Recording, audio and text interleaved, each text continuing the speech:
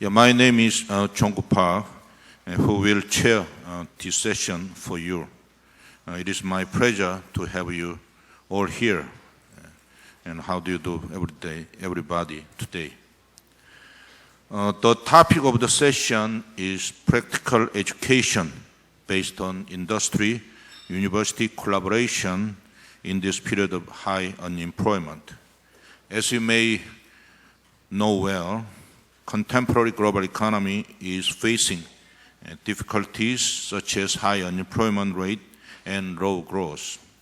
High unemployment and sluggish growth have been a phenomenon featuring the current global economy, which has gotten worse since the global financial crisis in 2008. Most of all, youth unemployment is so serious that it requires a new role in university education and industry-university cooperation. How efficiently the higher education system provides the technology and knowledge necessary to the industries is becoming one of the critical challenging issues. During this session, we'll carry on intensive discussion to figure out if we can get benefit from the related best practice in the advanced countries and also try to find out the policy, agenda, and applicable models to reinforce industry and university collaboration. Today, we invited two well-known speakers who are Dr. Peridun Handulapur and Professor Sang-Chul Park. Two specialists are very experienced in this field and conducted various related studies. Since the topic of the day is about the role of university and the model of industry and university collaboration, the specialist will suggest very useful point of view. Let me introduce the two specialists. Please welcome and applaud them. Dr. Peridun Handulapur.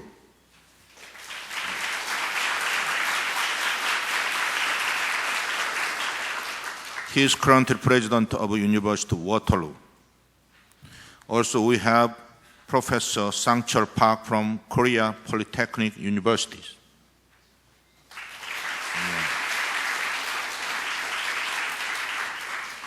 Unfortunately, Mr. Hiromi Sasai from Japan and Mr. Michael Heister from Germany cannot be with us today due to personal matters.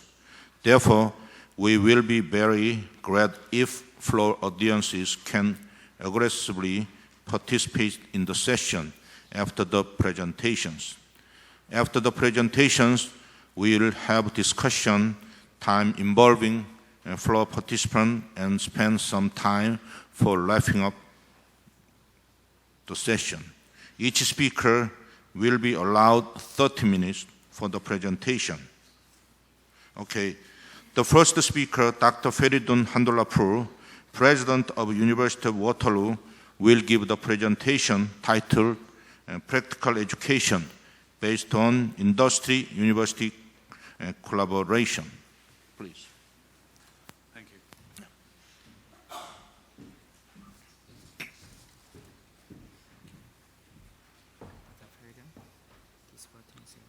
Advanced? Yeah. Yes. I used this before. Thank you. Yes. Good morning, everybody. Pleased to be back here. And I remember some faces from yesterday, and you'll notice that I'm more energized today after having had 4 hours of sleep at least last night, so I feel much better. Today's topic is very important, and as our chairperson mentioned, we will have ample amount of time to discuss some of the important aspects of what we are about to present here. I'm going to try to make my presentation as informal as possible, and I'm going to try to invoke as much interest and as curiosity as possible. I fully expect that you will have some questions at the end. I am very much tempted to stop in the middle of my presentation and ask questions like we do in classrooms, but we won't do it here. We're starting with a very important definition, and that's practical education and what it means under the auspices of university-industry collaboration. Let me clarify one thing. What we are talking about here is university-based practical education. And we should spend a minute or two to really understand what it's meant by the word practical. It is quite different from the kind of education that we also need, desperately need, that you can acquire through a community college or vocational school type of education. We need a large number of people who could be specialized in various areas, who could also be innovators, but their role is to really fulfill something very specific, like the society in desperate needs of electricians, society is in desperate need of plumbers.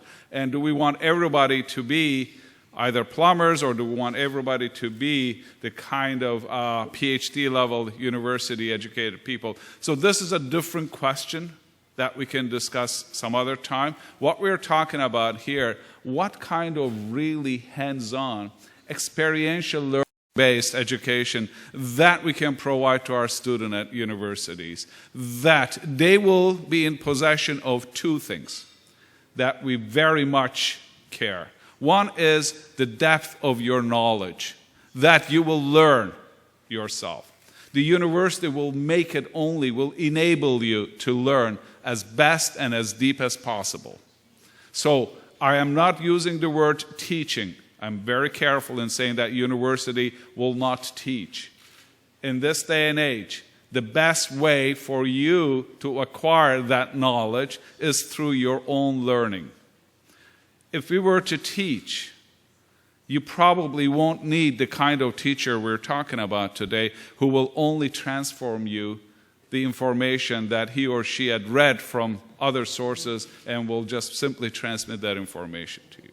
What we're talking about is active, participatory type of learning that your professor is deeply knowledgeable in that area, is enabling you, is really forcing you to go in as much depth as you can by invoking as much curiosity as you can in you as they can.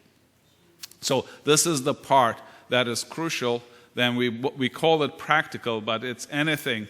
It means a lot more than that. It is experiential. It is hands-on. It is what you're doing is you're going into quite a bit of depth. You understand everything. You are learning the best knowledge available in your area. However, you're able to link it to many other things.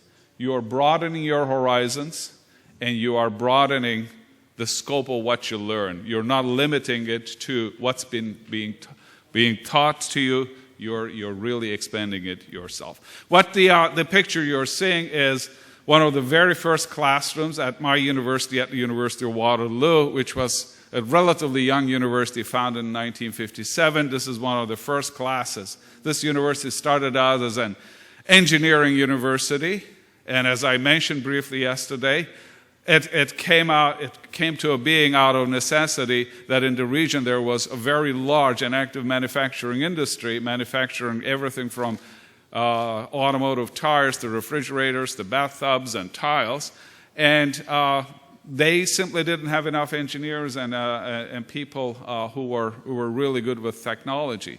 So the leaders of the community got together and said, if we are to advance, if we are to really bring significant prosperity to our region, we need to think about sustaining our most important resource, that is talent.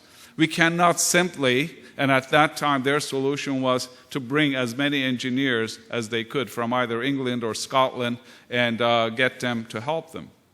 They wanted to grow their own. While they were at it, the thought process was we should use a different type of education model.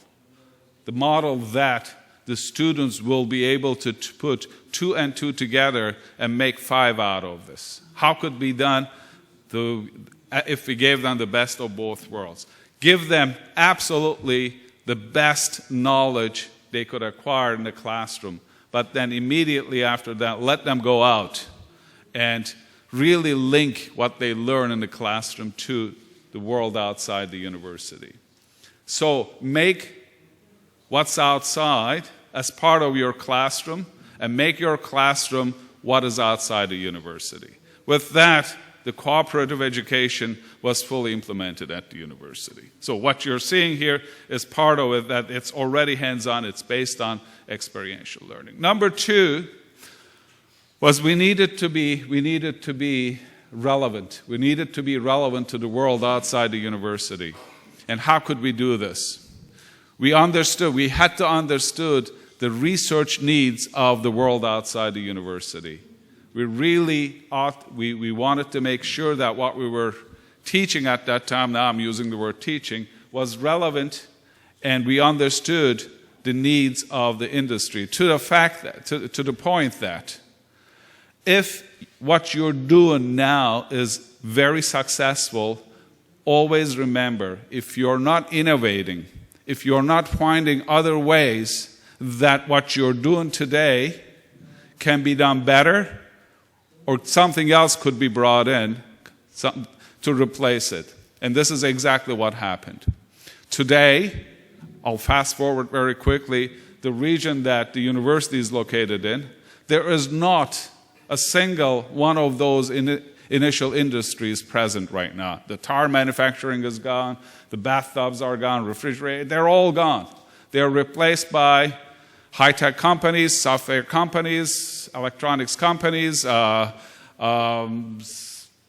aircraft manufacturing, parts manufacturers, robotic companies, and all kinds of different industries that are quite vibrant and very successful.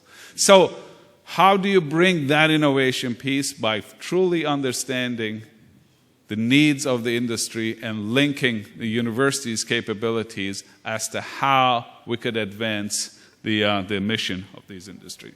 What you're seeing here is the very first building that was on our ground, and then I'll fast forward. This is what it is about 3 years ago. This is also changed. This is just part of the campus you're seeing. This is just the local one.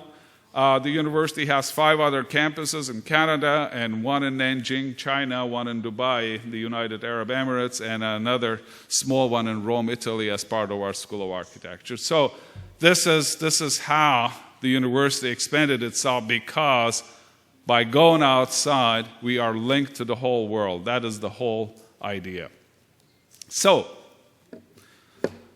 before I go further into the cooperative education model, we needed to remember that there were 8 very important goals and objectives that we needed to meet.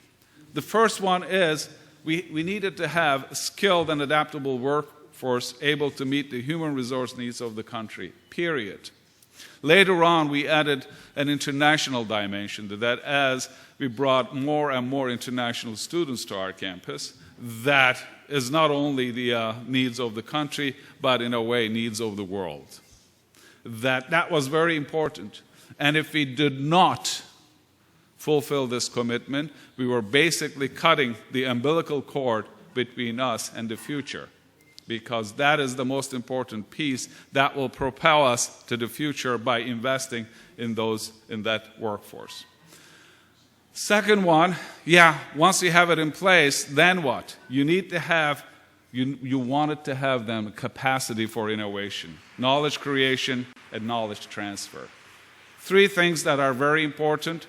Innovation that I briefly talked about, and it is something that has to be with you. You can't wake up one morning and then say, well, today I think I'm going to innovate something.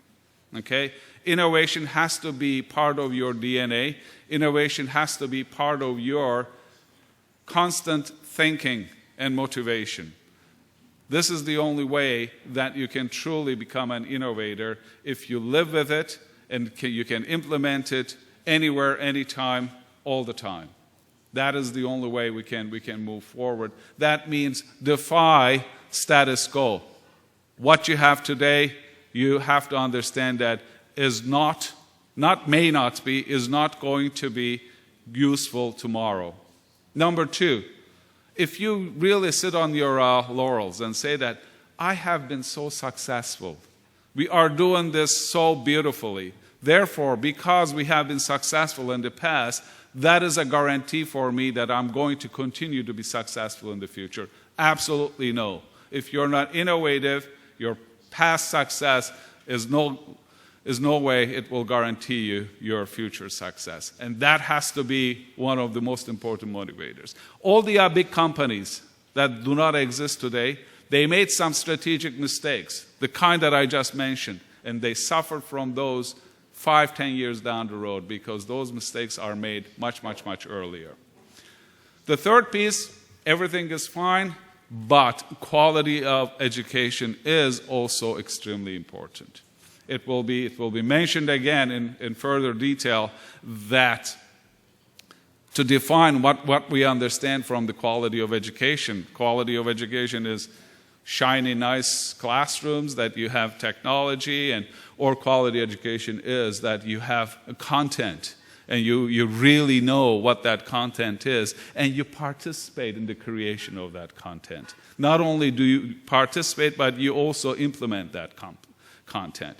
You are constantly in contact with a very rich research environment at your institution that you're studying, that you know when your professor is talking about gene manipulation in the classroom, your professor is also publishing the newest articles in that area, and you're privy to that information. So we can continue, we can spend a lot of time on the quality of education, but it is something, if I could simplify it in one way, you wake up in the morning, you go to your classes, you come out at the end of the day, you say, I have learned something more today. But not only have I learned this, I think I can think about what I learned, and I have the curiosity and capacity to add more to this one in one form or another.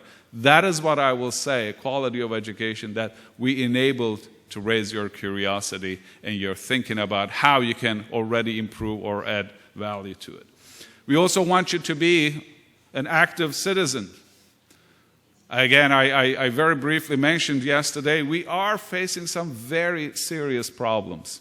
Okay? These problems, regardless of where you live in the world, they will be with us. The physical geographical borders will not keep those problems away from us. Energy, water, climate change, environmental issues, aging, and I can go on and on. They will impact us, whether we live in Korea or Europe or in Canada, they will be part of this. Air pollution will have no barriers, will have no walls to contain them. They will come and find us. So those are the things that we have to understand whether you're studying political science or art history or engineering, you should be aware of what is happening around the world, and whether you are very comfortable, warm, and well-fed in one place, you also have to remember that that's not true in other parts of the world. We want post-secondary education, university education, to be accessible so that we will not deny it to anybody on the basis of economic status or anything else if you are capable and willing to do this. Underrepresented groups is one of them. Lifelong learning. I tell this to the graduating class. We just had last week 2 days of fall convocation. And in my address to the graduating class, I said, if you think that you're graduating from this university with a feeling that you have learned everything, you're fooling yourself, you will be unsuccessful. You're leaving this institution armed with all the tools to learn a lot more. And lifelong learning, that's what it's all about. So we tell our students not to leave the learning process behind as they graduate. And affordable post-secondary education, of course, is another one. So let me give you a few examples. What do we do about these at the university? As I said, University of Waterloo uses a cooperative education model. In various disciplines, it is mandatory, engineering, computer science, and some of the sciences, so that about 65% of our undergraduate student body must study under this cooperative education model. There's no option. If you don't want to do it, you have to go to another university. If you come to Waterloo, then this is how you do it. Then you study one term, you go out, work. Your work is real work. That means you're not an intern, you're not a volunteer. You work in the real world and you make real money. And then come back, study more, go back. Therefore, it's all interactive. It feeds each other. During that process, the university is very much linked to wherever they work. Therefore, we understand how the students are doing, what the needs are, and we make sure that they are well prepared for their career, either as a co-op student or after graduation. As I mentioned yesterday, for example, in engineering, 99.8% of all students who graduate, they immediately find jobs. So this is very important. Those students, they are the largest number of students at Canadian universities who start up their own business, because through their cooperative experience, again, they know what the business is all about. Okay? They learn it while they are doing their cooperative term. But what they gain in addition to that is remarkable. They gain tremendous amount of confidence. Their competence is always there. They are competent students. They learn a lot. But to build the confidence that after graduation to say, I am going to turn down an offer from company X, or I'm going to turn down an offer for graduate work because I think I have something that I would like to try. I'm going to start my own company. And I already have some supporters. Of course, the university is the biggest supporter. That I'm going to go into business. I'm going to do something new. These students, they have enough confidence to understand that they may not have enough money to buy food. Okay? They may not have enough money to pay rent. They're still doing it because they believe in themselves. They have the confidence. And mostly they are successful. If they're not, they find other ways to make a good contribution. So one way we really master this is through a program. It's a Master in Business, Entrepreneurship, and Technology. We have students from 30 different countries.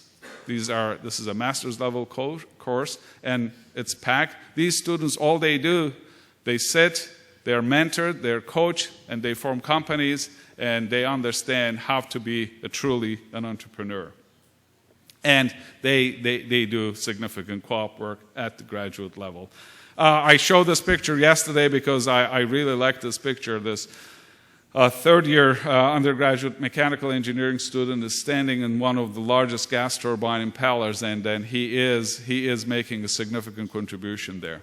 Mr. Chairman, you will give me a little nod as I'm getting close to my time, because I'll give you a little story. Toyota car manufacturer, they have a plant in a place called Cambridge, which is very close to Waterloo, and they hire a lot of University of Waterloo co-op students and also graduates. The chairman of Toyota invited me to the presentation of our co-op students, and I went. I didn't have time first, and I said, I'll make some time, went there. They are very strict in terms of what you can present. There's only one slide they can use, and they have only 7 minutes to make their case. And this student got up, very first presenter. She said, my main motivation is to find enough savings in the process that I'm involved, first to justify my salary, and then do A, B, C, D. And the whole staff of Toyota, they stood up and they applauded her, because this is the maturity of a student, understands the linkage between their contribution, what they're doing, and that's truly an innovation that the product will cost less. This is how much mature they get, and they contribute. And that's the reason why I'm very pleased with this picture. They have to be at the cutting edge technology. This is a picture from we established again a new campus only strictly for digital media.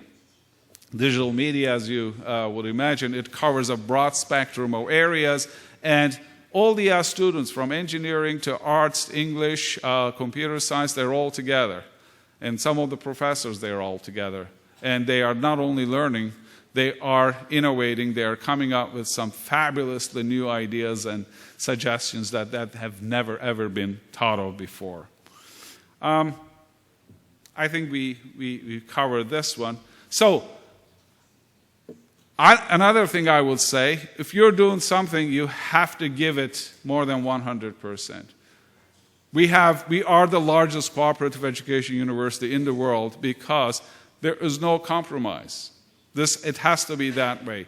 We were invited several years ago to set up a campus in Dubai at the United Arab Emirates, and we started with 2 engineering programs, chemical engineering and civil engineering, and then 2 other programs. The suggestion was that part of the world, cooperative education was not a well-accepted concept. Perhaps we could offer our programs as straightforward, non-cooperative. We said there isn't enough money in this world to change our philosophy. We will not. We will either do it this way or we will not do it, period. And that's how we're doing it, because we truly believe in that it has to be done that way. That critical thinking is very much part of that education process. I jump ahead. So what do we do with these students? They are creative, they do all these kind of things, and they come through various avenues, one of which I'm going to mention after this one. We put them through the center called the Accelerator Center.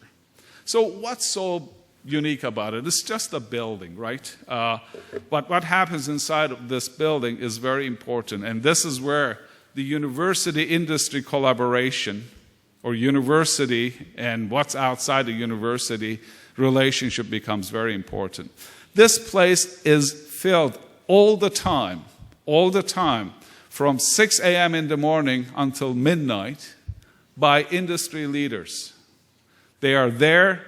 Their chief technology officers are there, their chief financial officers there, their CEOs are there. They are all the time interacting with the students. Can you imagine that you go to class and then you have an opportunity to sit down and have a 2-hour conversation with the CEO of Facebook or with CEO of General Electric, and this goes on and on. And these people, they so much believe in that they volunteer their entire days, okay, for that kind of interaction.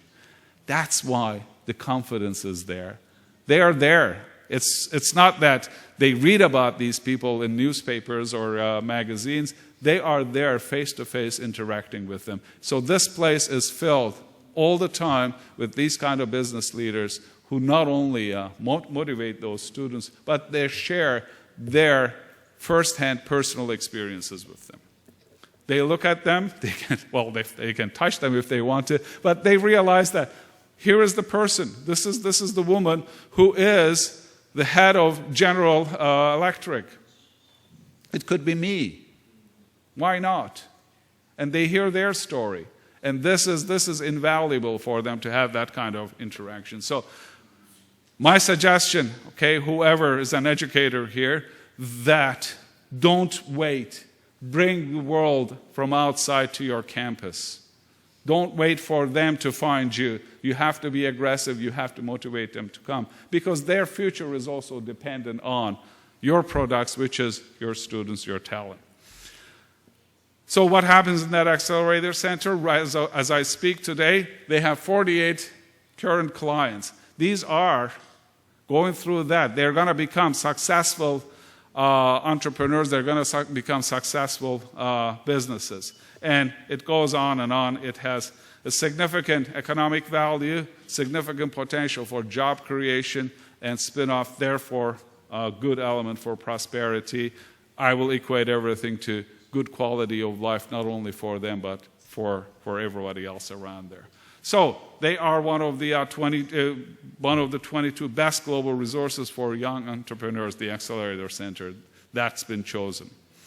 I talked about velocity. We call it velocity because I like this term. It's nothing but a student residence. We handpick about 100 students. They're academically very strong, and when we put them in there, they're all the time mentored by business leaders, by leaders. Therefore, they understand if they want to go into business, they're well equipped to do this.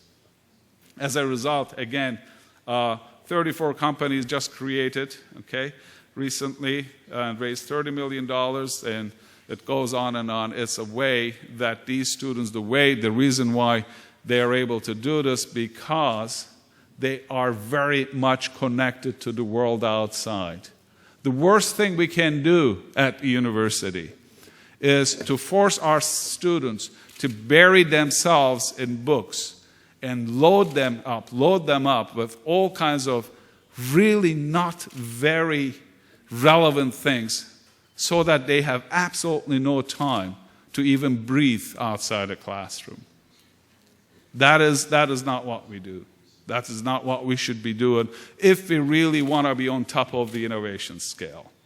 That doesn't mean that we should dilute the quality of education. That doesn't mean that we should just let them graduate with not having enough knowledge. Absolutely on the other way around. That we will enable them to learn it the best way, in a way that they could do it interactively, and they will be more successful. But again, I repeat that the worst thing we can do is confine our students in the classrooms and bury them in books and homework that they cannot even breathe, they cannot think, not even just a little bit outside of the box. Okay? We will have hundreds and thousands or millions of these students if we want to, but if we really want to be ahead of the curve, and that is my message to our students. You can follow others' leads, okay? The others could define what that lead should be, and you can simply follow them, or you can be one of those leaders. You decide which one you want to be. I'll very quickly switch on to something else. While this is happening, where is the motivation to our faculty members, to our professors or graduate students and undergraduate students? Yeah, be an innovator, think outside the box, create new intellectual property. But when you do that, I'm going to come and take a piece of it because I'm the university. That model doesn't work for us. Say, you create it, it's yours, you own it. Therefore, it's a humongous incentive for anybody to come and work at the university or study at the university, because the only thing we're doing is supporting them. The universities will not make a lot of money, regardless of few examples, the Gatorades and 3Ms and those things. Maybe biotechnology part is a bit different from the IP side. But we can really, really make a difference if those IPs are created and then somebody takes that IP and makes it a commercializable product or something that you can use it for. As long as wealth is created, as long as they take and make use of this, it will come back to the university. And I gave you various examples. My university is one of the most successful fundraisers. Somebody yesterday talked about fundraising. It's about 60% of my time is spent on fundraising because there are so many opportunities. Every single person there is saying that, well, I have done something and I would not have been able to do this had it not been for the university. You will find, I'll give you two quick examples. I'm talking to a donor who is in California, who is by the end of this year, I'm hoping that he will sign a check for $110 million to the university. And when I asked, what is your motivation? Why are you doing this? Said two things. I came from a very poor family. I wanted to study engineering. My family didn't have enough money. The only way I could do this was to go through University of Waterloo, so I could go through co-op and earn my money and then pay my tuition. That's what I did. I worked very hard to make sure that I could get in. I did, and I studied. But while I was studying, the way I learned things, the way I studied, I became also a very, very, very successful entrepreneur. This is my way of giving back. And there are many other examples. But one example I'm going to share with you, and Mr. Chairman, I hope I have a few more minutes. I had an undergraduate student about a year ago. At the end of the day, he wanted to come and see me in my office. I'll make it very short. When I talked to him finally, I said, "What can I do for you?" He had a piece of paper in his hand. He was very nervous. I said, "Why are you nervous?" He said, well, he'd never been in the president's office before. So I said, "Tell me about yourself." He said he was a fourth-year undergraduate student. He and a bunch of his friends, they came up with this idea. They further processed that idea. They really create an IP. So 15% of their shares of their little company was bought up for $8 million. So the piece of paper he had in his hand was a check for a $1 million donation to the university. That was his share, and he was donating it back to the university so that we could start a startup fund for undergraduate students. So this is how confident, how successful they get. Of course, the immediate question in my mind, this student hasn't graduated yet. Should I accept $1 million donation from him? I did, and he graduated.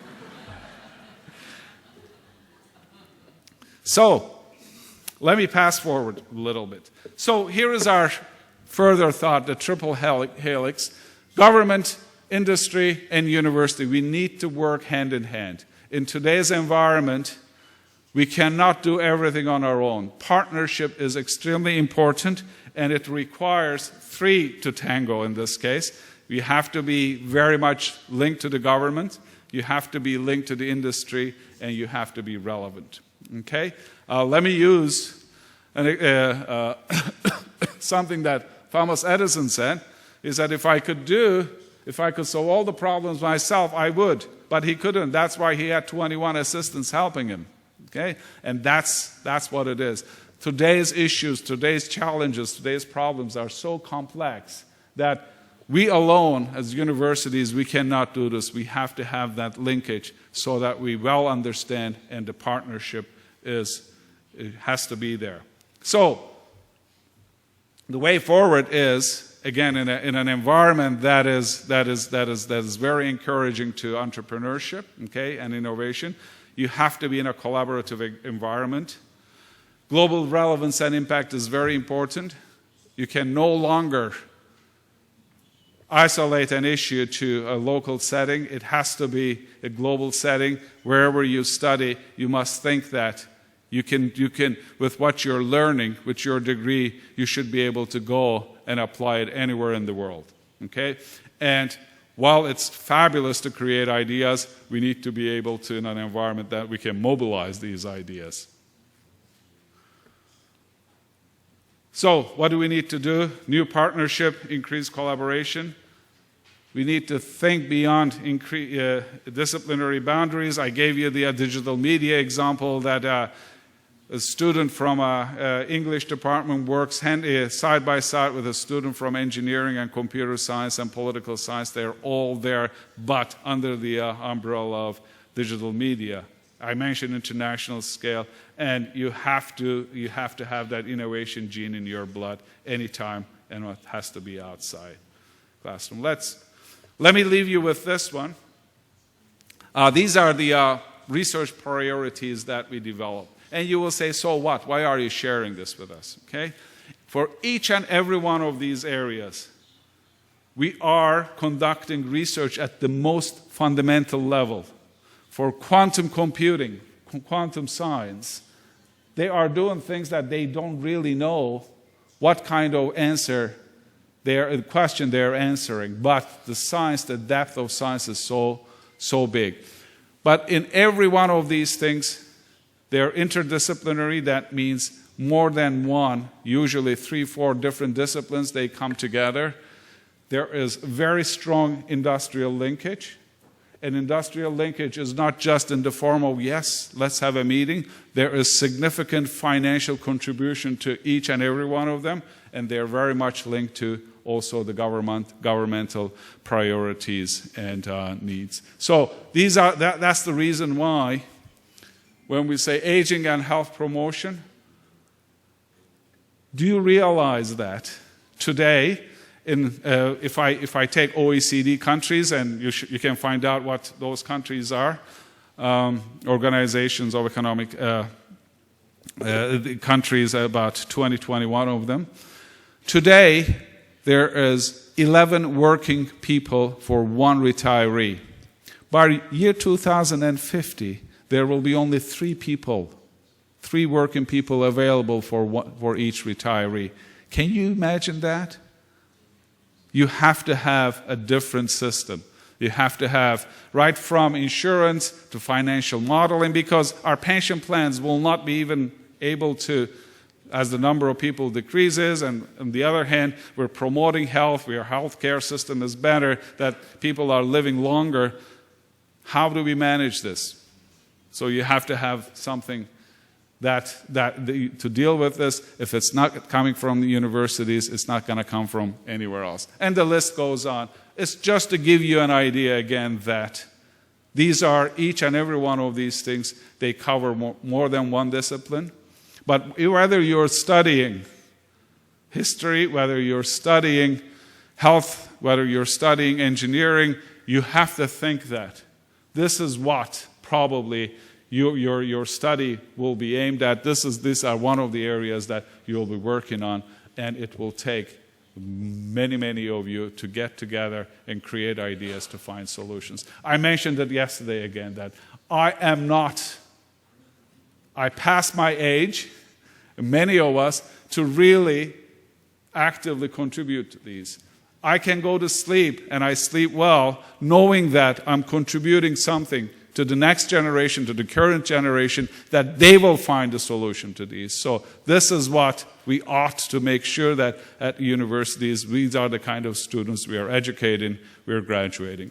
I thank you very much for your attention, and I expect some questions later on. Thank you.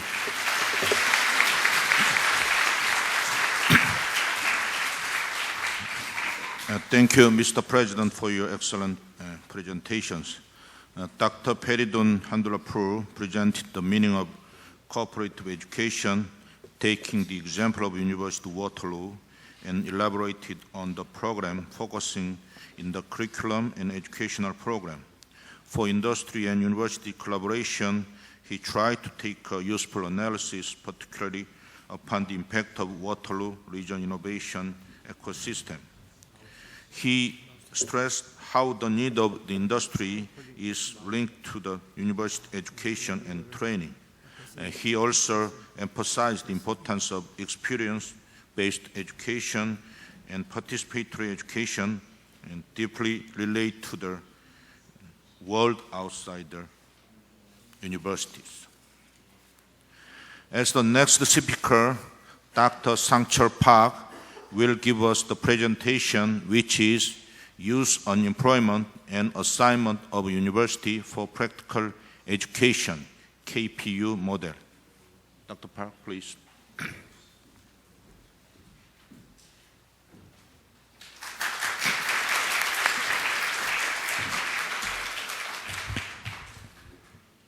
Good morning, everybody.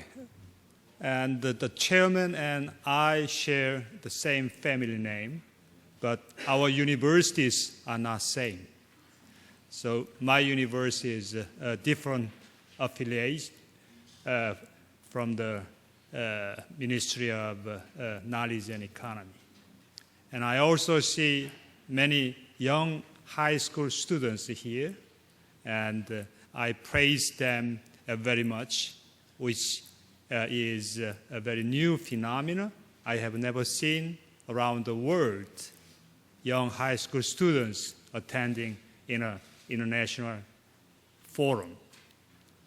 And I used to deliver my lecture at my university I strongly believe in that some students in this class can be so-called Korean Steve Jobs. So I always praise them because they have incredible capability to develop continuously. And I also like to inform some audiences who are the parents of young students entering university sooner or later. If you send your students to my university, we can provide you better possibility to get a good jobs, which is one of your major priorities. Additionally, I'd like to thank my colleagues attending here, Professor Shiveri from Switzerland, and CEO Aoki as well.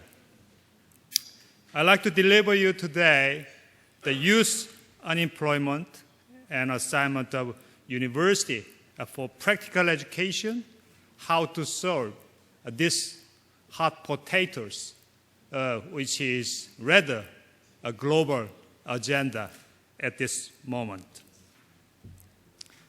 I start the statement of the General Secretary of United Nations. He also stated that the youth unemployment has become enormously serious and which is a global agenda. And continuously, the Financial Times reported several times the youth unemployment is still very high, particularly since the global financial crisis in the year 2008. So let me introduce you, first of all, the global picture, how the serious is the unemployment issue, particularly the youth unemployment rate. As explained, the increasing unemployment rate has become the global phenomenon, as like you see the figure.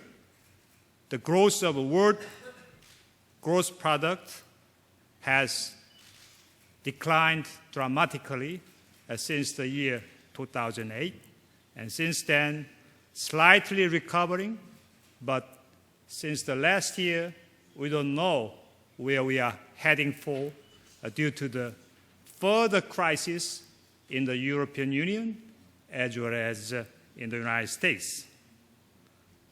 And if you look at the last decade, including prediction for the year 2013, the economic growth has become much lower than expected, particularly in the developed world. However, at the same time, if you look at the global and regional total unemployment rate, the East Asia has been so far more or less in a stable state compared to particularly a developed world.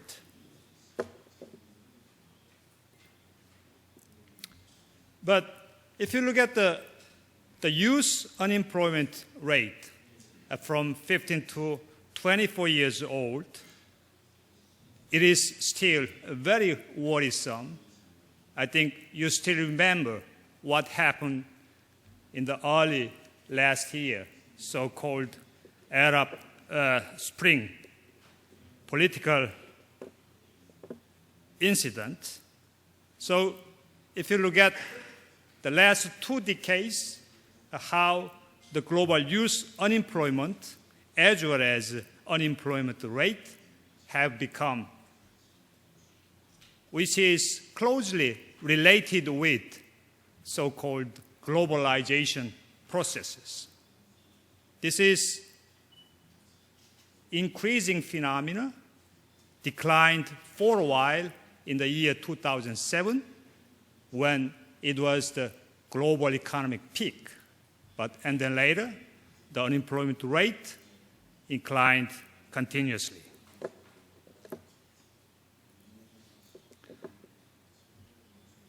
However, at the same time, East Asia has a much better situation than any other regions.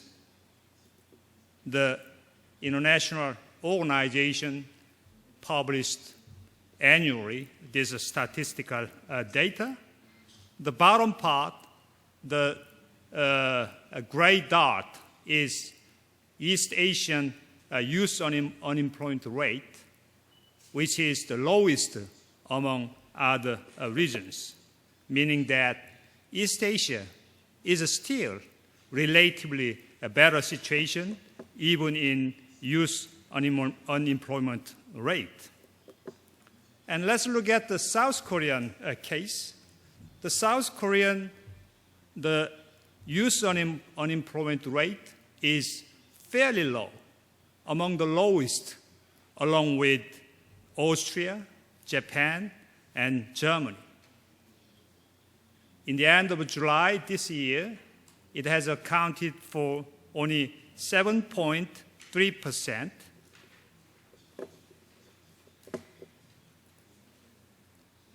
That is one of the lowest countries in the world. If you look at these statistics, it is very shocking. For instance, in Spain and Greece, as you have been informed so far already, the youth unemployment rate in southern European countries is more or less over 50%. So the International Labour Organization recommended the policy measure to solve this kind of global problems, which are rather looks like the textbook policy measures as like this box shows: investment, education, creation, better job, and so on. Sounds great, but it is fairly difficult to implement. Therefore, all nations try to tackle on this issue, but few nations can success to solve these problems. And Korea is one of these few countries tackling on the issue and implementing positively.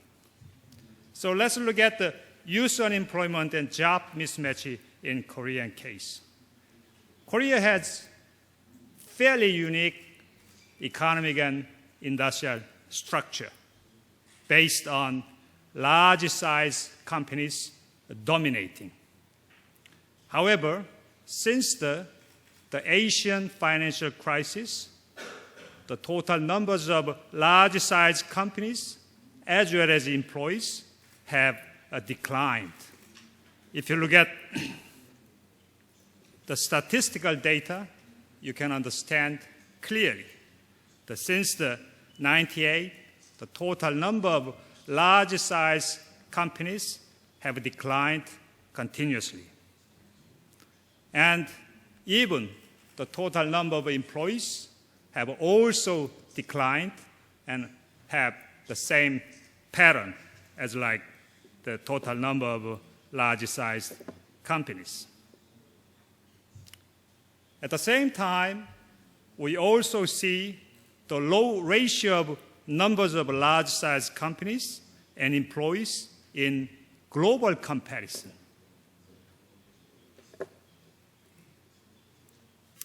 So the total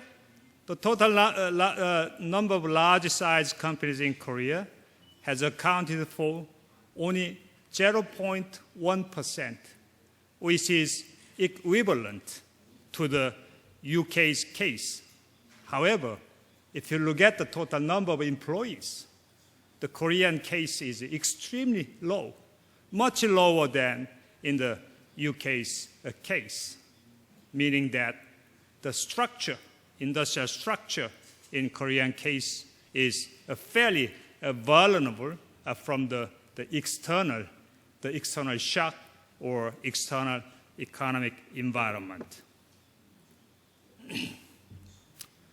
And I also found the correlation between large-sized companies and economic growth and youth unemployment rate, which are related very closely.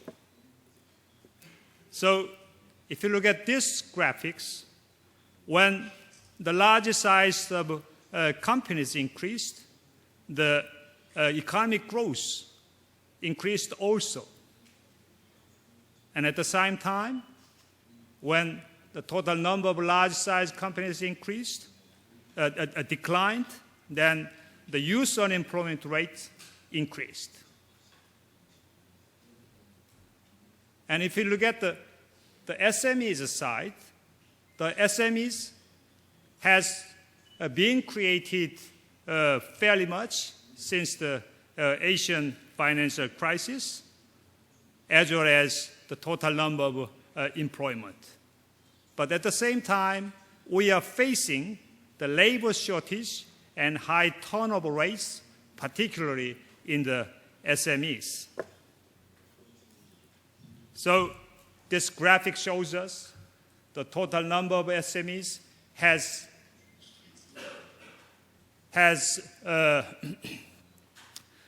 increased up to over 3 million, and the total number of employees in the SMEs has accounted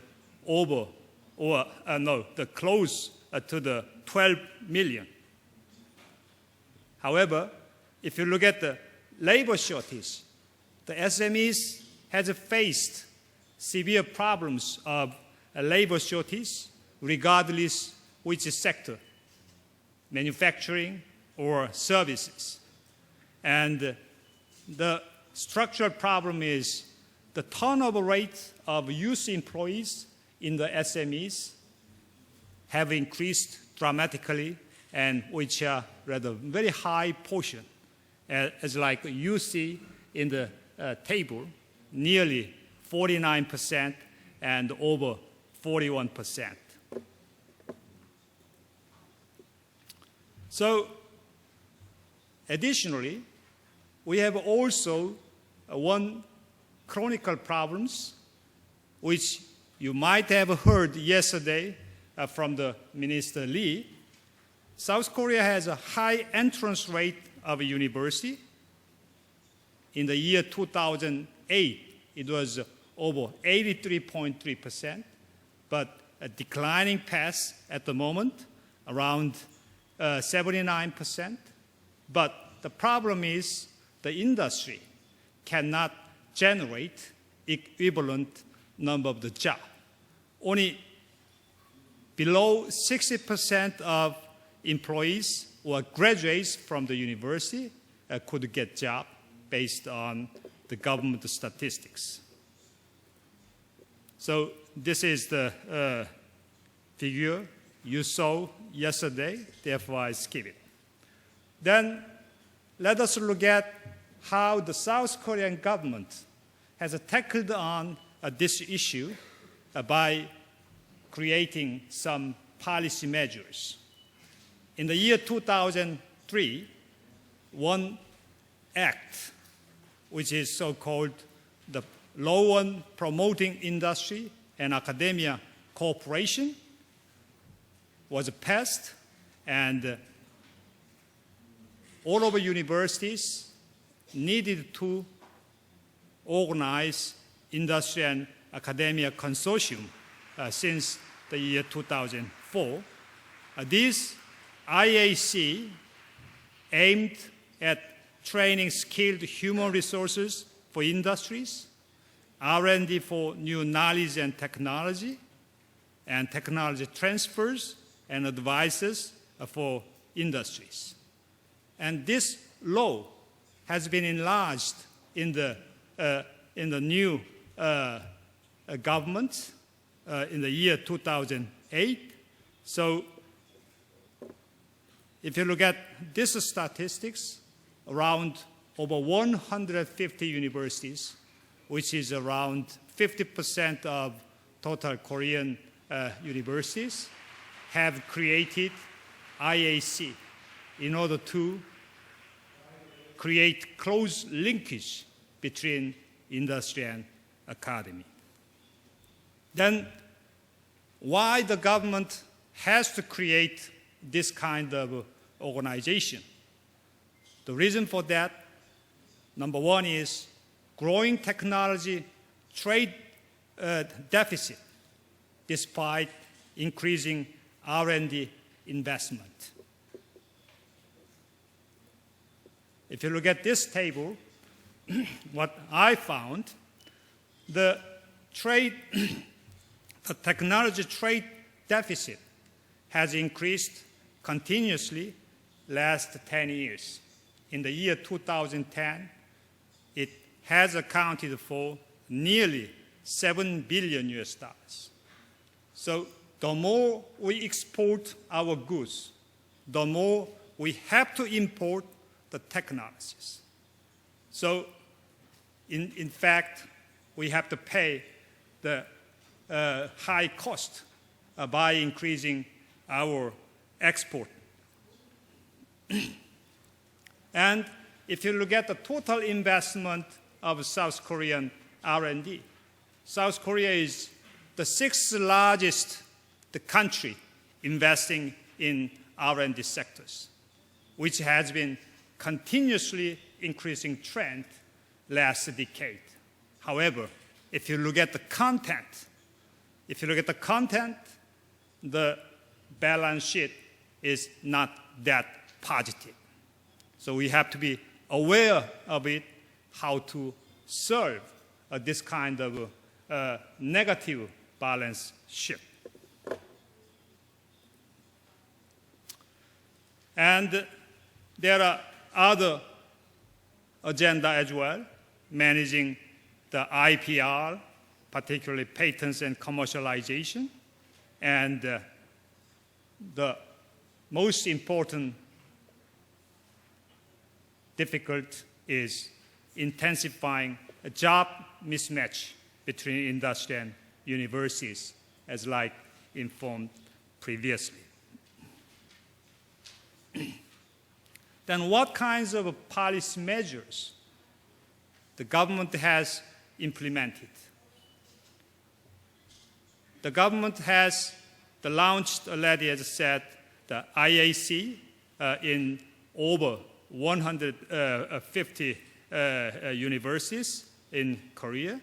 And these organizations supporting R&D activities between industry and academy and promoting profit generation. So it was too high costing. So we need to make some profit by organizing close collaboration between the two parties. And the government also created the evaluation index and various program and activities, as like my previous presenter has presented already. And so on. These are very genuine the policy measures. So, which part has been changed by implementing or by launching these policy measures? I see the four different changes in different actors. Number one, in the university.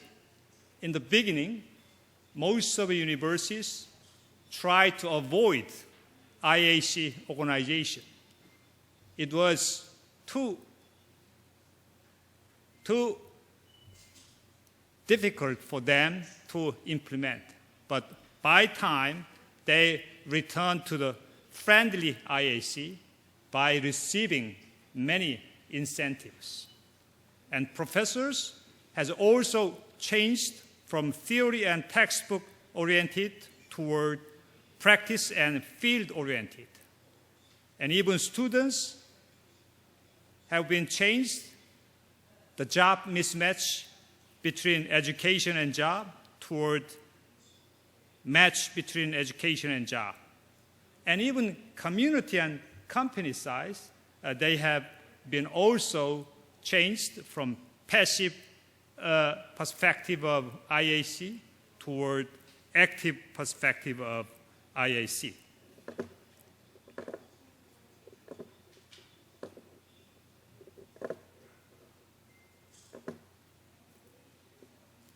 So these kinds of a change we have experienced so far, which is rather positive.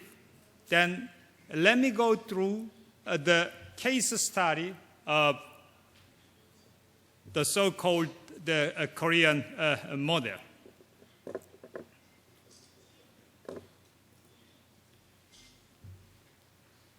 Before starting the Korean model, KPU, I'd like to inform you a bit more how the government has added different programs. As you know, the metropolitan area has been too much concentrated in Korean industry. So in the government's policy, the metropolitan area has been excluded. By doing that, we prefer to deploy the capital and R&D capability in the region. So by doing that, we see the many positive results based on new patents. The number of patents have increased, not only in domestic patents, but also international patents. And additionally, we can also see the technology transfer in training in positive side. So let me move on to the KPU as a model case for IAC.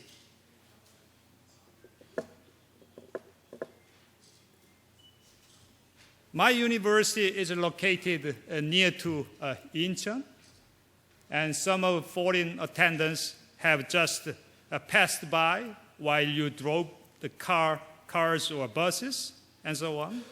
So KPU was established for supporting companies in the national industrial complexes.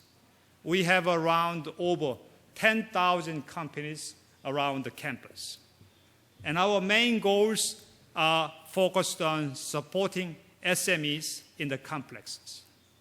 And we created a model for industry and academia cooperation. And also, we try to create leading technology university cooperating with industries in a geographic proximity. We are located very near to the companies.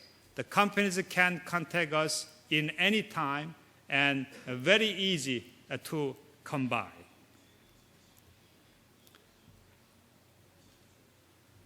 And we are also focusing on practical education for industry demand at university level and supporting SMEs in technology transfer as well as advice. So this is the comprehensive picture how to deal with the collaboration with the industry. So we are the core university in the metropolitan areas and created IAC and working closely in the industrial cluster. So we support the startup. It's like you see the upper part, and try to stabilization of a company and create technology innovation. As a result, the company can grow continuously. And the bottom part is the each functions in each level. And IAC is not unique, but our function in the context is unique because it is specialized in metropolitan area. As said, the government policy excluded the metropolitan areas. Therefore, my university, and around 10,000 companies have to deal with by ourselves. Therefore, I could explain that is rather a unique case. The major actors to deal with this function is engineering house program as well as a family company. This is the comprehensive picture of engineering house system, how we deal with.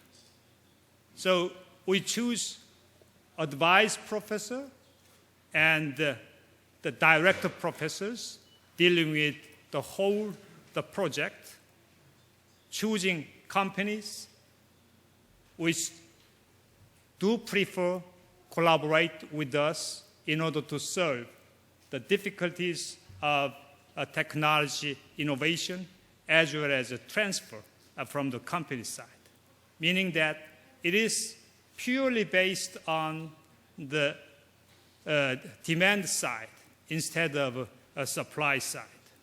So we put the students, the graduate students, sophomore and senior, as well as the undergraduate students and the graduate students as well, and operating engineering center by receiving the employees from the company in order to educate them, and at the same time we send our students to the company who want to make practice in these companies, and then later they could be employed by the companies where they make practice.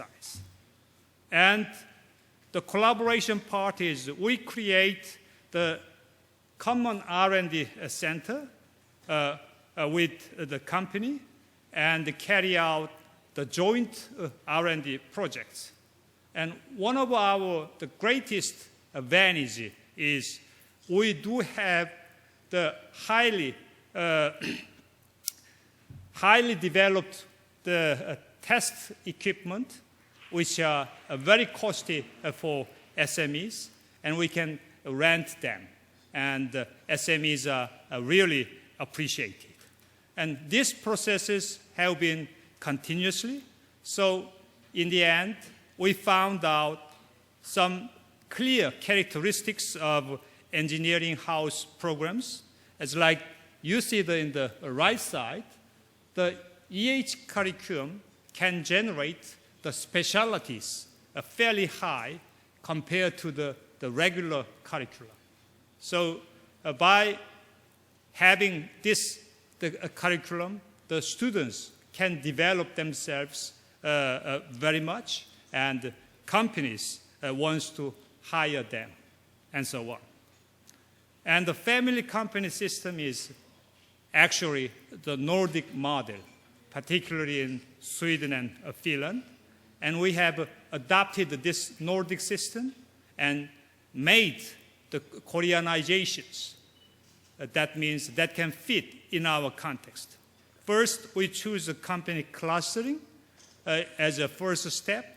And second, we ask the company whether they want to join or become one of our members in our family company systems. If they say yes, then we are ready to cooperate with them, what kinds of problems these member companies do have and how to solve it. And then we create so-called EH coexistence, the environment. Therefore, our cooperation and collaboration can continue. It is not only one single case studies, but our collaboration and our relationship will continue for a longer term.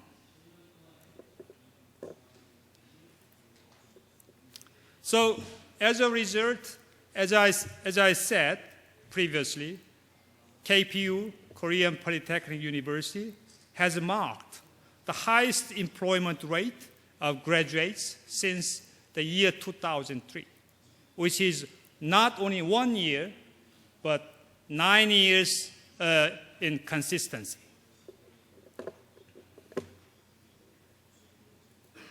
So, therefore, I told you to the parents' audience, we can provide your children to get the better job opportunities. This table shows us the top ranking universities could generate the job opportunities or job ratios. It is the decent ordinary jobs, not irregular jobs. So my university is not big one. Around 1,500 students graduate annually. So it is a top rank. But if you look at the statistics, the rate of employment accounted for over 77%. That is much higher than any other large-sized universities in Korea.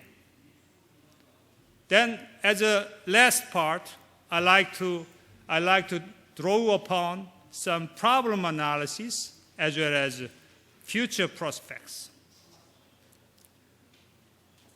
The most important problem, or rather difficult, at my university is a limitation on a field curriculum. We are focused on a fieldwork curriculum, so we have absence of core technologies. Up to the middle level, it's all right, but the world class, the technology we do not have yet. Therefore, it is our target to create that part. At the same time, the technology innovation capability is still rather weak. So we have to solve these problems. And my university has developed since the 1998 continuously. So the good and very capable students came in by time. By doing that, many students want to get their jobs in the large size of conglomerates instead of SMEs. Their expectation has become much higher than 5 years ago and 10 years ago. So this is our difficulties at the moment. And we see also increasing turnover rate of employment in SMEs. Some students having job in SMEs wants to develop themselves more and try to switch to the so-called the conglomerates. And in the future prospects, we see the labor surplus at the global level, but labor shortage at national level. If you look at these figures, you can understand clearly. In the left side, in the global, the labor surplus you see, but if you look at this statistics based on South Korea, the year 2010, the age groups, the working age groups from 15 to 64 has reached on the top. But since then, it will decline continuously. If you look at the young generation, you see even worse. Up to the 14 years, the decline rate is dramatical. Therefore, we see the labor shortage in the near future, what we have to tackle on. And we need to upgrade SME technology capability because the reason is simple. The South Korea belongs to the young, advanced, the working age groups, but as I showed you in the table, the aging population is increasing. So our demographic is moving toward, on the right part, aging advanced group. Before becoming this group, we need to develop or we need to upgrade the SME's technological capability. Otherwise, we'll have high difficulties. That's all. Thank you very much. Thank you. Professor Sang-Chul Ba reviewed intensively youth unemployment problems in Korea and took Korea Polytechnic University as the example for the practical education to address the problem of youth unemployment. Thank you, too, for the fabulous presentations.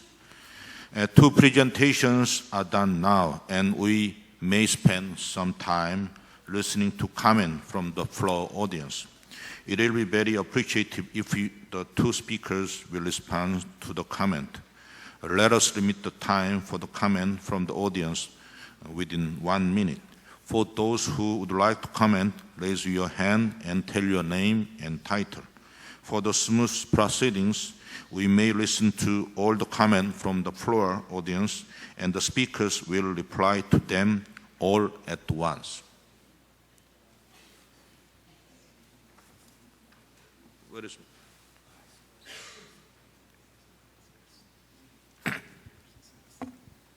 My name is No Jung-ho, and a professor at Dongyang University. My question goes to the president of the University of Waterloo. Okay. The co-op program is very interesting and quite successful, but students may spend 1 semester at the real world, and they spend on 7 semesters at the school. So the 7th semester at school is very important. So what kind of the changes in the university after introducing that co-op the program in terms of the curriculums and the faculty members?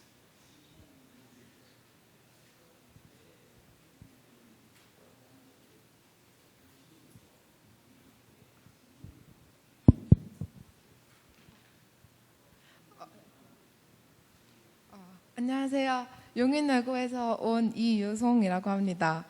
And my question is for Mr. Hamdullah. Yes. Well, in Korea, the field of humanities has been more valued than the field of engineering and science. And as myself being the high school student, I tend to encounter this phenomenon a lot from the students who are actually preparing for college right now.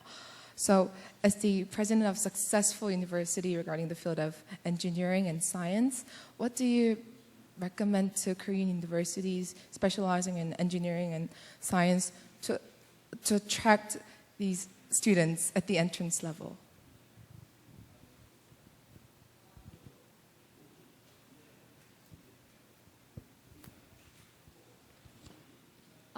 Hi, I'm Kate Yoon. I'm from Hanguk Academy of Foreign Studies, same as her. And you might remember me because I asked the question yesterday as well.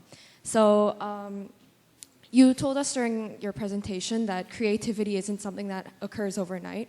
So I was kind of wondering, and this is a question for both professors, I was kind of wondering what the role of the university is in creating the capacity for creativity in students. Thank you. Anybody else? First of all, thank you so much for the insightful and impressive presentation. I'm Haejun Kim from Hyundai AutoEver, IT service provider for Hyundai Motor Group. My question is to Mr. Hamdullah. I've graduated university like 10 years ago, but as far as I know, there is a really strong and tall walls between majors and between the professors. So in terms of the collaboration that you stress, I wanted to ask you how you really tear down the boundaries between the majors, and in the process of doing that, was there any special qualities that you looked for from the professors? Thank you. Thank you.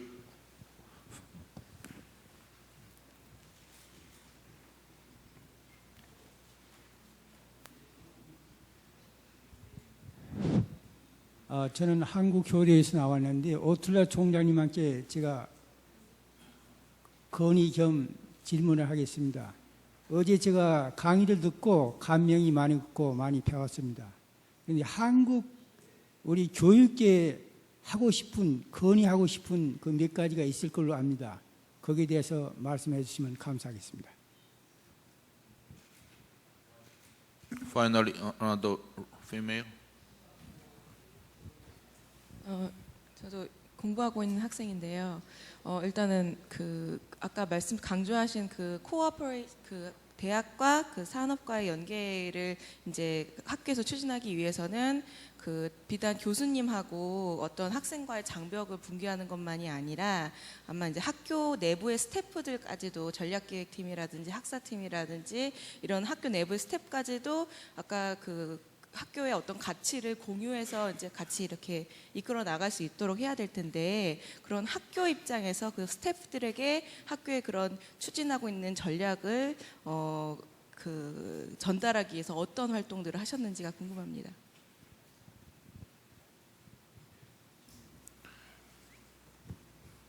Mr. President, then you will respond. Thank you. Let me just first begin to say that I cannot tell you how delighted I am to see so many high school students here, and they are so articulate. That's fabulous. That makes it whole worthwhile. You know, the time we spend and the efforts we put in. It's all worth it because I see the future right here. It's fabulous. So. I'm just going to try to put everything together. One comment was made, students spend some time at the university and they go out to the real world. I consider both of them to be the real world, actually. I don't separate their university experience as being isolated in a cocoon and then they go out to the real world. Both experiences are in the real world. They're both very much connected.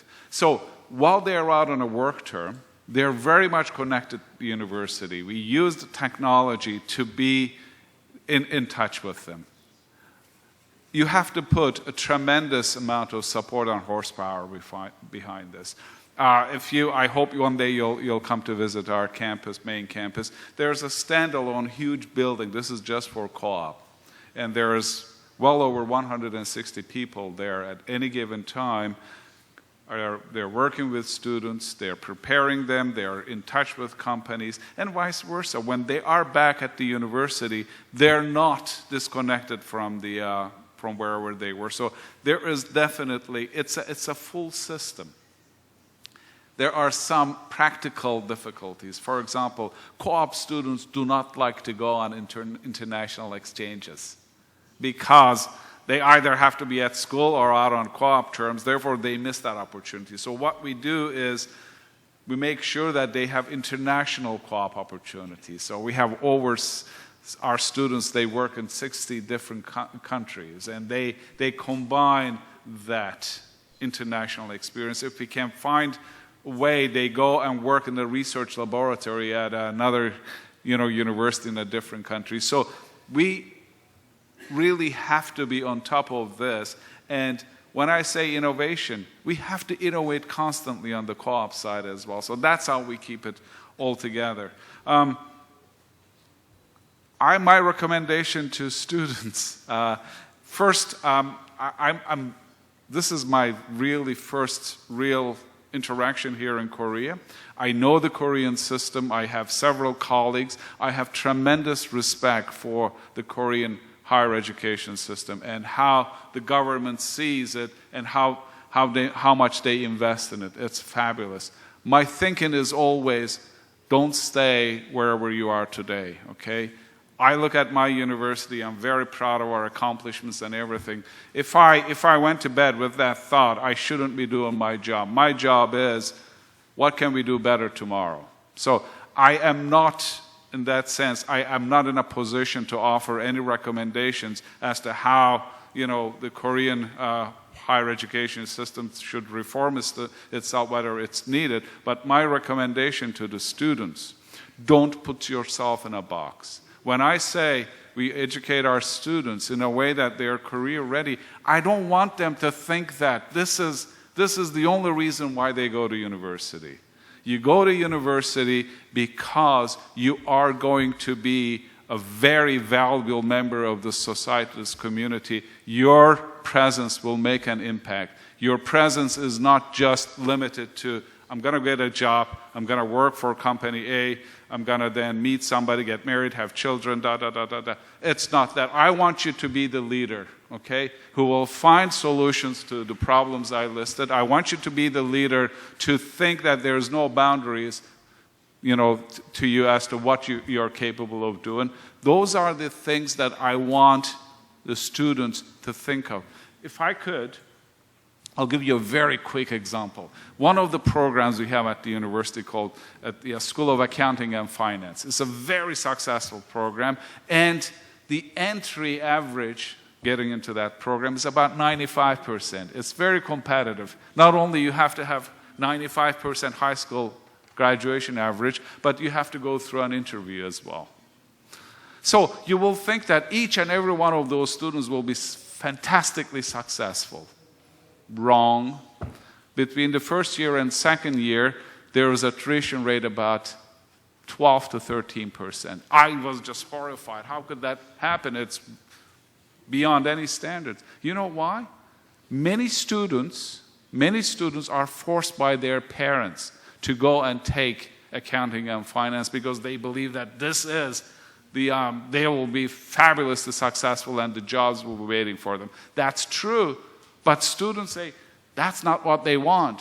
They want to study music. They want to study something else. They don't want to study what their parents are forcing them to study. So I don't want to create any problems here between these students and their parents. But my recommendation here is you must listen to your heart. What's in your heart, what you want to study, and study it in a way that nobody has ever studied that before. Be the first, be the number one. But make sure that you don't put yourself in a box and come out of a program that you don't really, your heart is not in it. This is, as an educator, as a parent, okay, this is what I will say. How do we get our faculty and staff? This is a big machinery. I'm not talking about few students, I'm talking about 16,000 co-op students. So you have to have dedicated faculty, dedicated staff. I have a number of town hall meetings a year. Okay, town hall meetings are, I get up in front of hundreds of faculty and staff and students, and I give them a talk about the state of the affairs of the university. It's packed with staff members. Staff members are there. They could be working in the accounting department or physical plant. They know about everything that's happening at the university. They are very much connected because we make them part of the university. It is our family. So whether you're a professor, whether you're a staff member, whatever you do, our thinking is that if you don't fix the light bulb of the projector, our students will not be able to get that lecture, or there will be delay, they will lose time. So it is part of the entire machinery, if I could call it that way, that everybody has a role to play for the creation of knowledge, for the creation of talent. They understand that that's how you build it. For faculty, it makes a big difference knowing that their intellectual property belongs to them. They come with that mentality. I can't tell you the value of that thing, that it's our respect to their creation. We will not tax them. The benefits are fabulous. This is how we make sure that everybody is on the same page.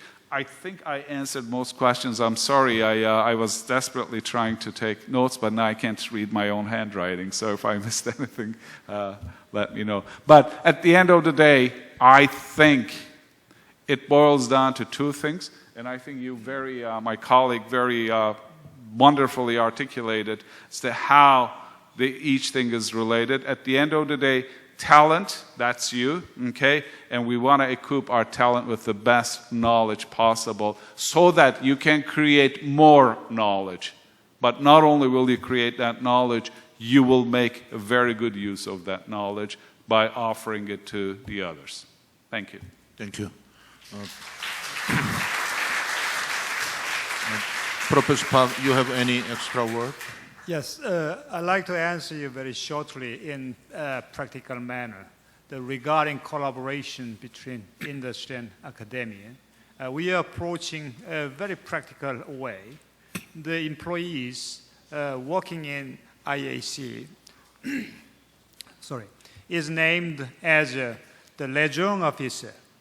These are not the regular university employees, but working very actively to create collaboration between two actors, not sitting in the office, but going out to the companies and asking what they want to do and what they need and what are their problems. This is our approach. And the second one is how to create a long-term collaboration between two actors. We send our students to the companies who they want to make their practices in these companies, and the companies can provide credits. As said, this is a so-called Nordic countries model, particularly in Finland and Sweden. For instance, in these countries, the companies can make around 20 credits, and which is obligatory. But at our university, we started 10 credits, and we intend to increase up to 20 credits in the near future. But if you count on 160 credits for graduation in the undergraduate courses, the 20 credits is around 12-13%. Which is not a minor, but a fairly high amount of credits. So by doing this, the family companies and our university can collaborate continuously for a longer term. I do have many other things, but due to the time limit, I'd like to stop here. Thank you. Thank you.